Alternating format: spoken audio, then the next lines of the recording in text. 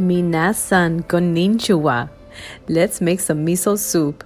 You'll need dried kelp, bonito flakes, miso paste, tofu, seaweed, and onions. Thinly slice the sweet onions, and after soaking the kelp for 30 minutes in water, add it to a pot. When you see the bubbles forming on the edges of the water, remove the kelp. Add the bonito flakes and simmer for a minute. Strain it with a colander and use a spoon to assist. Now we have our dasheee, the base of the miso soup. Take the dasheee and pour it into the same pot. Once the miso dissolves, add it to the soup and stir to combine. Cut the tofu into cubes and drop it into the same pot. Let it dissolve on its own. Add a handful of wakame and look how beautiful it turned out. All right, all done. Gonna eat it now.